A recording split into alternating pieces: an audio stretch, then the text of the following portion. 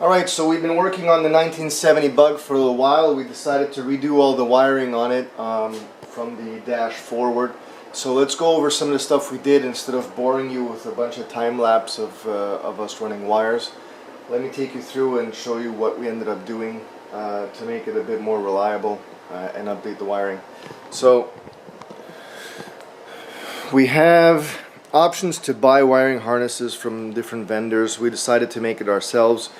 We had a bunch of different color wires, and we decided to do it at the lengths that we wanted instead of a preset length. So what we ended up doing is first we 3D printed some little receivers over here for the wiring to get guided through the fender through a factory location. We blanked off existing locations, and on this car there were grounds just bolted into the body, which we removed to clean it up a little bit. And then if we look on the underside of the fender here, let me get a light. Let's see if we can see that over here. Nope, can't see it. Let's grab a light.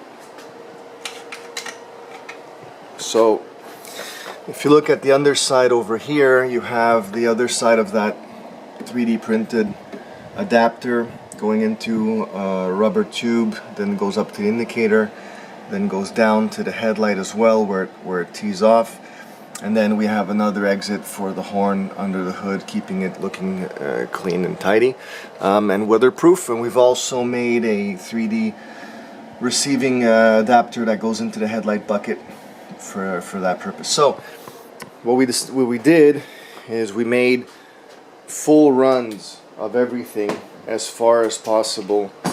So meaning we've run the headlight wires all the way from here to the fuse box to a grounding block that we made as well, so you don't have a bunch of grounds that are jumping from place to place to place.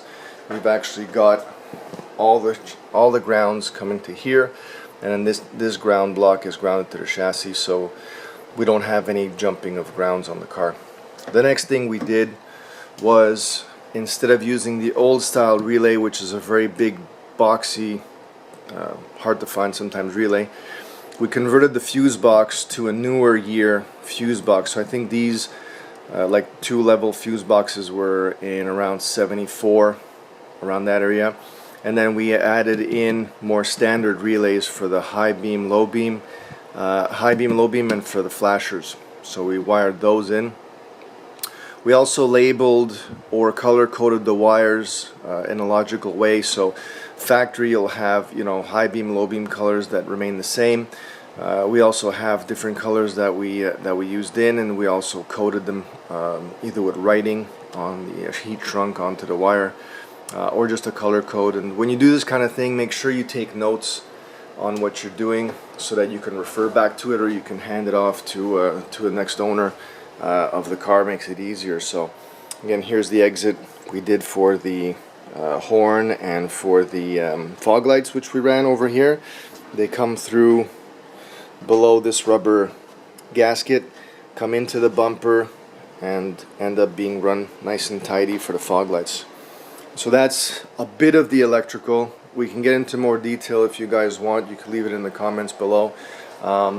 It's not a very complicated electrical system, but there does end up being a bunch of wires, and you got to be careful when you're running wires in this area that you're clear for the hinge, things like that. What we added to this car that it did not have, we added a cigarette lighter or power output to charge your phone. This is a 12-volt car, so there's no problem there. We added fog lights in the front, fog light in the rear, and we did some changes to some switches inside. So let's take a look at the switches in the car. So let's take a look inside the car what we did. So we've got the gauge rebuilt, which you'll see in another video. We have the RPM gauge we added and color coded the indicator needles to match.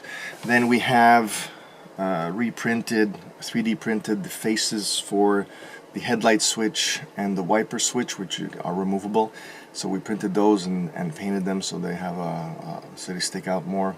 Then we also took a factory hazard light switch and converted that to our fog light switch, and 3D printed a semi-clear cover that we then color coded to like an amber color, and that's pretty much on the interior. We also fixed a couple things that weren't working, such as the dome light, things like that, with new switches, new wires. So basically, that's some of the stuff we did on the 70 Bug right now. So all the wiring is pretty much done. We need to now put the gas tank back in, bleed the brakes, put the gas tank back in, get it on the road, and take a look at how it starts up after all the work we did. So if you guys are rewiring some of your stuff on this, super important for you to get a wiring diagram. Something like this over here. We had this one blown up to a larger scale so we could refer to it easily as we're working on the car. And if you do make any changes to the wiring diagram, note it down somewhere so that you're not lost, or the next owner's not lost later on. What you want to do before you start one of these projects for wiring is make sure that you go through the diagram, you understand what's going on. If you don't understand what's going on in the diagram, figure that out before you get started. Then you want to make sure that you have referred to all the colors in the diagram, you have enough wiring to cover all the different gauges and colors on in the wiring harness of the car, or obviously if you buy a harness that's pre-done, all you need to do is run it into the car. Make sure you take plenty of notes, note things down, you know, indicate stuff on your wires. Always leave extra length rather than short. You can cut it down.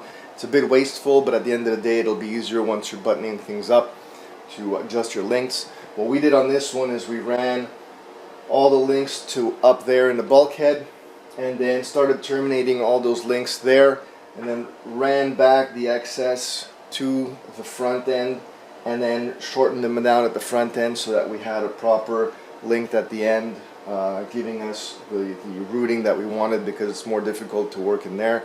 And then we ran down to here, terminated things over here. The other thing also you're going to look into is you want to have all the terminal connectors, the crimp connectors, the butt connectors, all the connection types of things you need, and the crimping tools for them. So get all that stuff sorted out before you start. It'll make your life a whole lot easier. So there you go.